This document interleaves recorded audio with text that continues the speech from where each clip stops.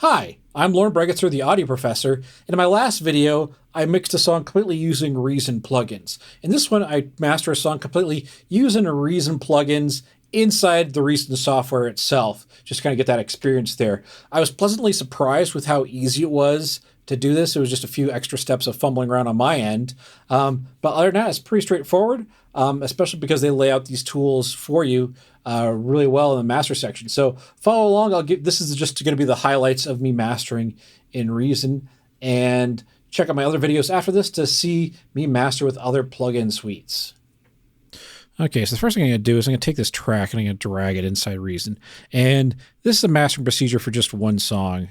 It'd be a little bit different if I was doing multiple songs I need to match the sound to. So first thing I do is turn the snap off because this isn't to any particular grid, it's just a free-flowing audio track. I'm going to turn the loop off down here as well. So I can master this with devices on this track itself, or I can master with devices across the master bus. And I'm probably going to do the master bus because I found that the master bus compressor, I might be hearing things. I think this one sounds better than the one that says the Reason Classic master compressor that you can just drag in as a device. So if I just use this and I apply the effects across that, that might be the way to go. All right, first thing I'm going to do is, and you can do this beginning or end, but if you do it at the beginning, then you don't forget to do it, is to trim the song, find where you want it to start and stop. So I'm just going to see where I want to start and stop. Turn that click off. Click off. So probably right about here, I can go over here and just trim this file. About here or so. Let's hear how that sounds from the top.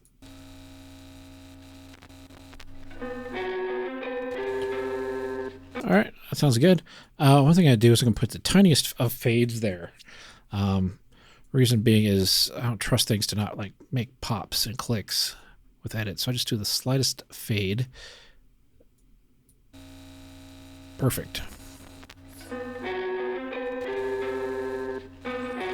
Now, the nice thing about Reason is that they give you pretty much most of the devices that you need inside that master effects bus. So if I go over here under this master section on the upper right, scrolling down, and I can see the compressor that's there. I can turn that on and use that.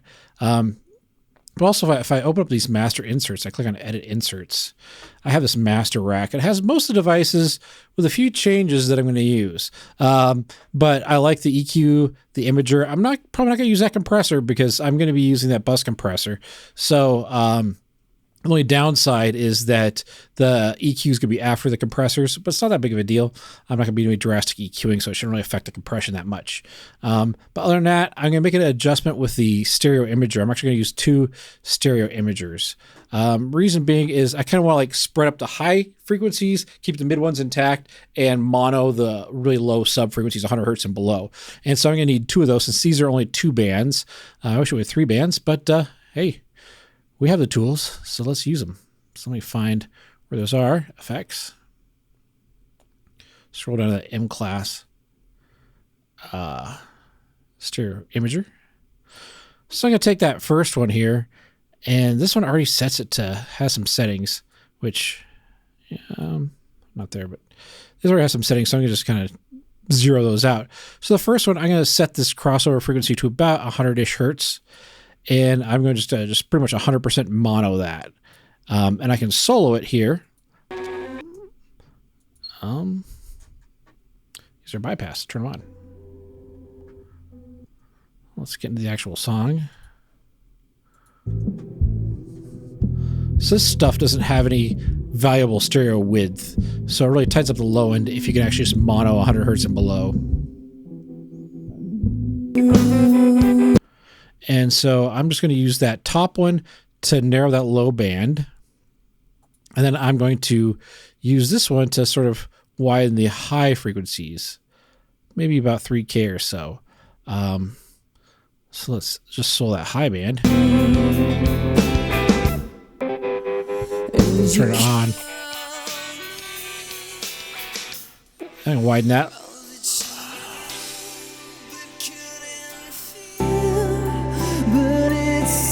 So in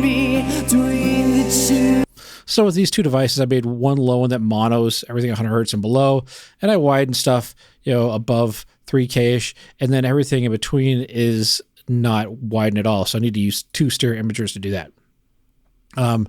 And this equalizer has some settings as well. But before I do that, let's just jump in and do some compression. So I'm going to use this master compressor in the upper right. I'm going to turn that on. And the default setting is okay, but I'm going to make some adjustments here because I probably don't want to be hitting it too hard.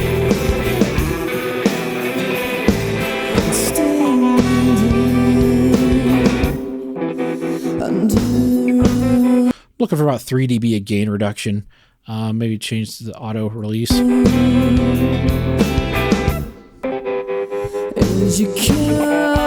adjust the makeup gain so it's about 3 dB as well.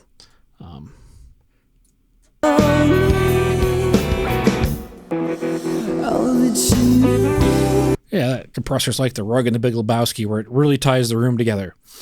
So let's keep that on. Let's go back to that rack, effects rack here. And, you know, this song doesn't need too much. So what I'm going to do is I'm going to turn on the high shelf and boost a little bit of air on that. Turn off everything but that.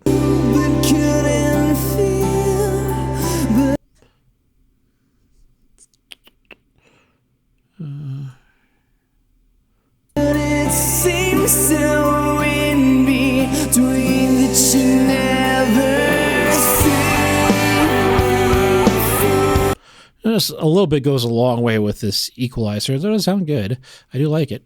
Next thing I'm going to do is just tighten up the low end a little bit. So I'm going to just maybe boost around 100 hertz-ish.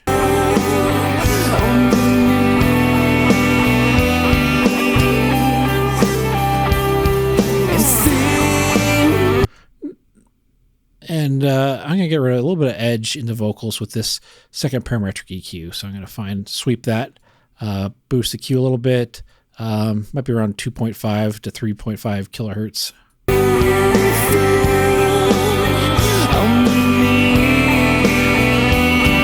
Yeah, that's a little bit irritating. Keep it with a tight Q and just duck that down a little bit.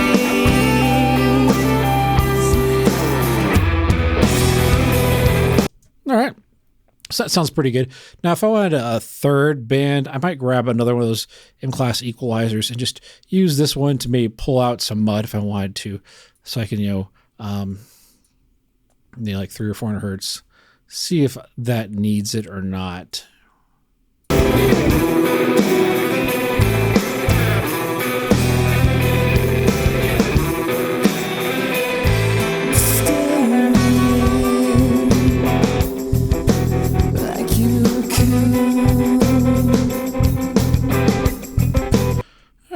That sounds nice.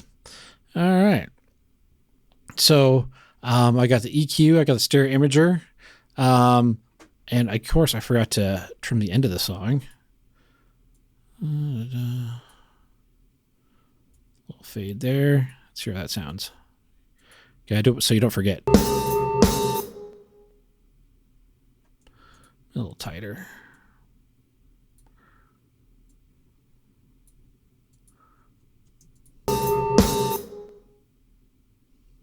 Good enough. All right. So the last thing I need to do is work with this maximizer. And so the trick is that most programs don't have a really good loudness meter. So I'm going to use the only third-party plugin I'm going to use is this Youlean Loudness Meter. I'm going to open this up and I'm actually going to pin it. That's one thing I really like about Reason. I can click on this pin button to keep it open and it sticks around until I close it. Because I need to hit specific levels. Because a lot of these mastering tools are designed to, these tools have been around for, probably at least 10, 15 years. These MClass mastering tools back when, CD was the prominent format. Nowadays, streaming is the prominent format, and we need different levels, and we have to concern ourselves with LUFS as well. And so I'm going to worry about the integrated LUFS as well as a True Peak. So I'm going to aim for a integrated LUFS of -12 and a True Peak of -1. And this is a free plugin, this Youlean Loudness Meter. So download that if you don't already have it. So let's, just start playing with that maximizer. Now, one thing I'm going to do is make sure, and this is the way it's set up on the master bus, which is correct and good, is to have this 4 millisecond look ahead and a fast attack, auto release. That stuff's great. So what I'm going to do now is I can adjust this input gain so where I can see about minus 12-ish on this integrated LUFS. I'm going to attenuate this output so it sees about minus 1 dB true peak. And that's good. A good quality Spotify level. They might recommend a little bit lower true peak, but most everything still is about -1. And that's usually fairly safe unless you're slamming it extra hard. Then -1 is probably pretty good if your LUFS is at -12. So let's just start dialing that in. So I can bring this input gain up a few dB.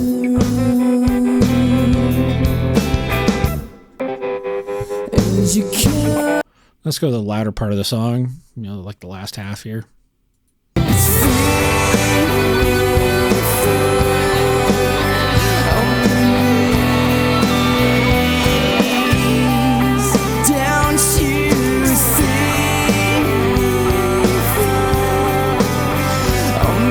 So that loudness is pretty good. How much did I boost it? I boosted it 3.2, but I'm going to attenuate it about about half a dB at least.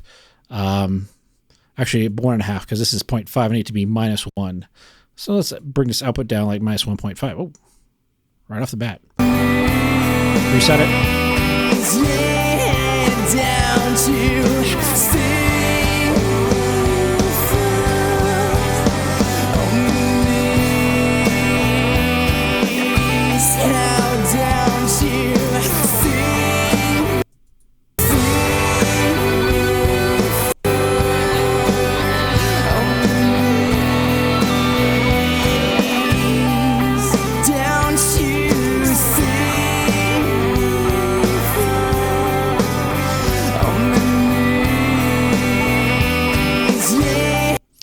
go with it just being a little bit louder, maybe just 3.4. All right.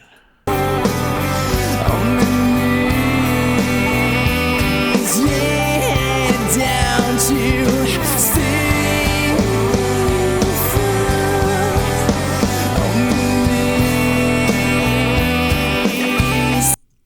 okay, so that should be hitting the levels exactly what I need them to be for streaming. So I can close this window, and that's pretty much it. I just got a little bit of EQ, the stereo imaging. I just made a second one for the high end and to tighten up the low end. The tricky thing you're going to need to deal with is this maximizer, adjusting the input gain and the output gain so that you're getting -12 on the LUFS and -1 on the true peak. If that's what your target goal is, you can have a different target goal for your LUFS. You can read about that on Spotify's website. And there's different theories about what should be the loudness level. So what I'm going to do is I'm going to take this end marker because I'm going to bounce the song. So you need to bring this end marker all the way down. Bring it all the way back.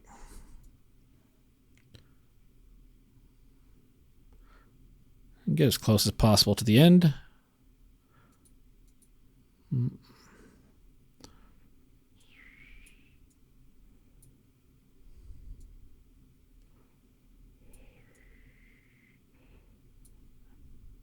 Because it's going to bounce from the start to the end. So from here to here. So that's going to be my master there. So I'm going to export now. I'm not going to export this as a song as an audio file because I need to have dithering on there. The maximizer doesn't have dithering. So the only dithering that I have is if I go and bounce the mixer channel. So I'm going to bounce mixer channels. And I make sure to set it to the file type I want. 16-bit is fine. 44.1 wave file, it's CD quality there. And then you can check and make sure this dither's on, because anytime you go from 24-bit to 16-bit, you're going to apply dithering. And so that's on there. I'm just going to hit OK. I'm just going to put it on my desktop. OK. Watch it bounce.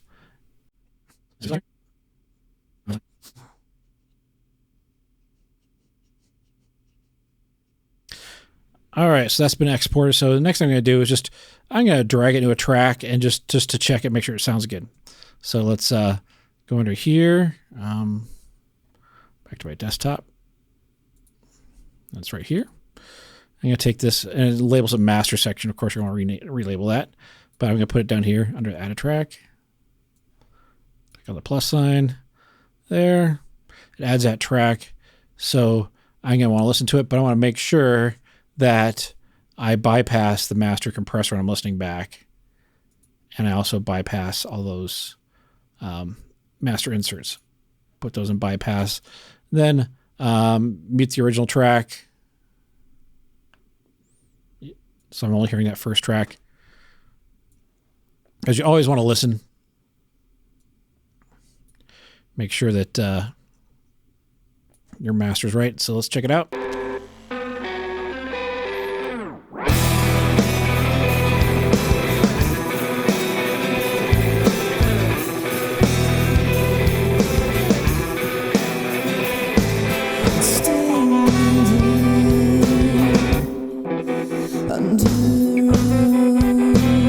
All right, it looks and sounds great. So there's my master. That's what I'm going to upload to Spotify.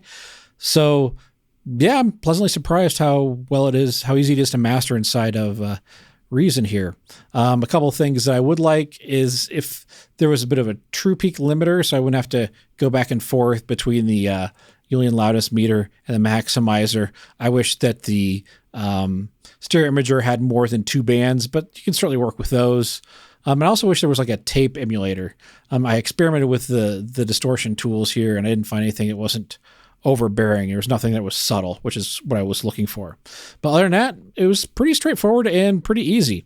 So thanks for watching, and stay tuned for my next videos where I show mixing with different plugin suites, plugin subscription services, and mastering different plugin subscription services. So stay tuned for those, and have fun making music.